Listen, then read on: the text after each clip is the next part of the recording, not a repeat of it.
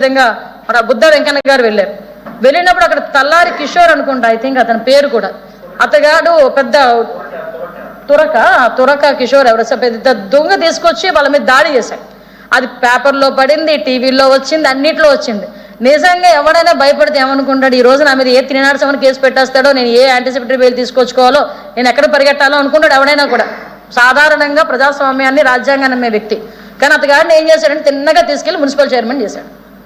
నేను ఎందుకు చెప్తున్నానంటే అధ్యక్ష, తప్పులు చేసిన వాళ్ళని ఎలాగ ఆయన వెనకేసుకొచ్చారని చెప్పడానికి ఒక ఎగ్జాంపుల్ చెప్పాను అధ్యక్ష.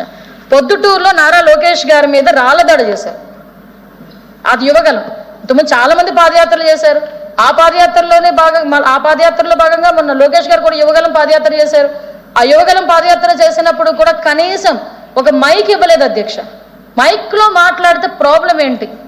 జీవో నెంబర్ 1 అని చెప్పి తీసుకొచ్చి ఎటువంటి పరిస్థితుల్లోని ఈ మూకుముడిగా ఉండకూడదు, సభలు నిర్వహించకూడదు అని చెప్పి జీవో నెంబర్ 1 తీసుకొచ్చారు. దాన్ని మళ్ళీ రాజ్యాంగబద్ధంగా హక్కుల్ని కాలరాయడం కాబట్టి దాన్ని రద్దు చేస్తున్నామని చెప్పారు. తర్వాత కోర్టులను తెచ్చుకోవడం జరిగింది. విషయం ఏంటంటే అధ్యక్ష, కనీసం టేబుల్ కూడా, నుంచోడానికి టేబుల్ కూడా ఇవ్వలేదు. రాళ్లదాడి చేసి తిరిగి మళ్ళా టీడీపీ వాళ్ళ మీద, జనసేన సైనికుల మీద తిరిగి కేసులు పెట్టే పరిస్థితి. అదేవిధంగా అధ్యక్ష, మనందరికీ తెలుసు జేసీ ప్రభాకర్ రెడ్డి గారి మీద దగ్గర 43 కేసులు పెట్టారు. మరి దౌర్భాగ్యం ఏంటి అధ్యక్ష, ఇక్కడ ఒక నేను మెన్షన్ చేయాలి. జేసీ ప్రభాకర్ రెడ్డి గారు విడుదలై బయటకు వచ్చి వెళ్తా ఉంటే మళ్ళా అక్కడ ఏదో ప్రాబ్లం జరిగిందని ఒక ఎస్సీ సిఐని బలవంతంగా తీసుకొచ్చి పెట్టి అతని చేత మళ్ళీ అట్రాసిటీ కేసు పెట్టించారు సిఐ చేత. అరే పోలీస్ అట్రాసిటీ కేసు పెట్టడం ఏంటి అధ్యక్ష? ఒక పోలీస్ అట్రాసిటీ కేసు పెట్టే పరిస్థితి ఎందుకు వచ్చింది? ఒక పై ఆఫీసర్ ద్వారానో లేకపోతే వేరే రాజకీయ నాయకుడి ద్వారానో పెద్ద వాళ్ళు ఏదైనా పెద్ద సంఘటనలు జరిగినప్పుడు అంటే అట్రాసిటీ కేసెస్ పెట్టించడానికి కూడా దళిత పోలీసులు తీసుకొచ్చి ఉపయోగించుకునే కల్చర్ని తీసుకొచ్చాడని చెప్పడానికి ఒక జేసీ ప్రభాకర్ రెడ్డి గారు ఉదంతా మీకు చెప్తున్నాను అధ్యక్ష. పల్లా శ్రీనివాసరావు గారు అతని ఆస్తి ఏదో అక్రమంగా కట్టారని అతని బిల్డింగ్ని కూల్చిపాడేశారు. ఆదిరెడ్డి వాసు గారు వాళ్ళ కుటుంబాన్ని ఏ విధంగా ఇబ్బంది పెట్టారో తెలుసు. చంద్రబాబు నాయుడు గారిని ఇంకా అక్రమంగా అరెస్ట్ చేయాలి అనుకునేటప్పుడు ముందుగా ప్రివెంటివ్ అరెస్టుల కింద వాళ్ళెవరూ నోరులిప్పకూడదని వాళ్ళని బెదిరించడానికి వాళ్ళని అరెస్టులు చేయటం. అదేవిధంగా విషయం ఏంటంటే మా లీడర్లను అరెస్ట్ చేయడమే కాకుండా మా లీడర్లు ఎవరైనా దొరకకపోతే వాళ్ళ కుటుంబ సభ్యులను కూడా, పత్తిపాటి పుల్లారావు గారు దొరకలేదని వాళ్ళ అబ్బాయిని తీసుకెళ్లి అరెస్ట్ చేసి జైల్లో పెట్టిన పరిస్థితి. మనకి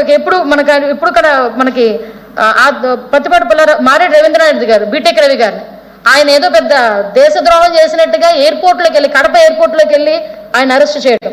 దూలుబాల్ నరేంద్ర గారు, కోడ రవికుమార్ గారు, సోమిరెడ్డి చంద్రమోహన్ రెడ్డి గారు, వీళ్ళందరినీ ఒకెత్తే అధ్యక్ష అరెస్ట్ చేయడంలోనే ఒక్కొక్కరు ఒక్కొక్క కారణంతో గౌతు శిరీష గారి మీద, పంచమర్తి అనురాధ గారి మీద, అప్పుడు నా మీద, ఇంకా చాలా మంది, ఆదిరెడ్డి భవానీ గారి మీద, వీళ్ళందరి మీద అధ్యక్ష సోషల్ మీడియాలో మాట్లాడిన మాటలు అధ్యక్ష, ఏదో ఒక రోజు మీరు నాకు అవకాశం ఇస్తే నేను అవగాహన మీకు చూపిస్తారు అధ్యక్ష. ఎందుకంటే మీరు చూడాలి. ఎందుకంటే ఈరోజు రాజకీయంగా బయటకు వచ్చి ఆడవాళ్ళమి, మాకలాంటి వాళ్ళమందరమే కూడా బయటకు వచ్చి మేము పని చేసుకుంటున్నామంటే నిజంగా లిటరల్లీ చెప్పాలంటే అటువంటి కామెంట్స్ చూడకుండా వినకుండా మేము వెళ్తున్నాం కాబట్టి బతకగలుగుతున్నాం. లేకపోతే ఆ రోజు పంచమర్తి అనురాధ గారి మీద మాట్లాడిన మాటలు కానీ, గౌతు శిరీష్ గారి మీద మాట్లాడిన మాటలు కానీ, అదేవిధంగా మనకి ఆదిరెడ్డి భవానీ గారు ఎమ్మెల్యే గారు అధ్యక్ష ఆ టైంలో ఆవిడ మీద మాట్లాడిన మాటలు కానీ, ఇవన్నీ చూస్తే అధ్యక్ష నిజంగా ఒక్కొక్క సందర్భంలో ఆడవాళ్ళు రాజకీయాలు రావడానికి కూడా ఇబ్బందులు పడే పరిస్థితి అధ్యక్ష.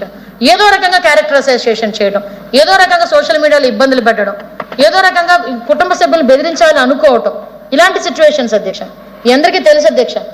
రాజకీయ పార్టీలు ప్రతిపక్ష పార్టీలుగా ఉన్న అప్పుడు కోడ్ల శివప్రసాద్ గారు అనేసరికి గౌరవం అందరికీ. అటువంటి వ్యక్తిని మానసికంగా హింసించి 18 కేసులు పెట్టారు అధ్యక్ష. 18 కేసులు పెట్టి ఆయనని ఆత్మహత్య చేసుకునే విధంగా అది కూడా పాల్పడేలా చేయడం అన్నది ఒకసారి చూసుకోవాలి అధ్యక్ష. ఇది ఒకసారి నాకే వర్తిస్తుందేమో. నా మీదే అట్రాసిటీ కేసు అధ్యక్ష, నా మీద నేను అట్రాసిటీ కేసులో అధ్యక్ష నేనున్నాను అధ్యక్ష. ఒకసారి కడప కోర్టు కూడా అటెండ్ అయ్యాను అధ్యక్ష. నా మీద అట్రాసిటీ పులివెందలలో నాగమ్మ అని ఒక ఆడబిడ్డని అతి క్రూరంగా హత్య చేస్తే నేను ఎంఎస్ రాజు గారు మేమందరం కలిపి పులివెందులు వెళ్ళాం ఆ కుటుంబానికి న్యాయం చేద్దామని. నా మీద ఎంఎస్ రాజు గారి మీద, బీటెక్ రవి గారి మీద, మా అందరి మీద కూడా అట్రాసిటీ కేసు పెడితే ఆ రోజు మళ్ళీ మేము యాంటిసిపేటరీ బెయిల్ తెచ్చుకున్నాం అధ్యక్ష. ఈ రోజుకి కూడా కొడప కోర్టులో ట్రయల్ నడుస్తుంది అధ్యక్ష. అది పరిస్థితి. అంటే ఒకసారి మీరు అర్థం చేసుకోండి. మన అయ్యన్న పాత్ర గారు తహసీల్దార్ని ఒక ఎంఆర్ఓని ప్రశ్నించారని ఆయన మీద అట్రాసిటీ కేసు పెట్టారు. దేవిని ఉమా గారు క్వారీ అక్రమ క్వారీ అని చెప్పేసి జరుగుతుందని చెప్పినందుకు ఆయన మీద కేసు పెట్టి అట్రాసిటీ కేసు పెట్టారు. అశోక్ గజపతి రాజు గారు రామతీర్థం ఈవోని అడ్డుకున్నారని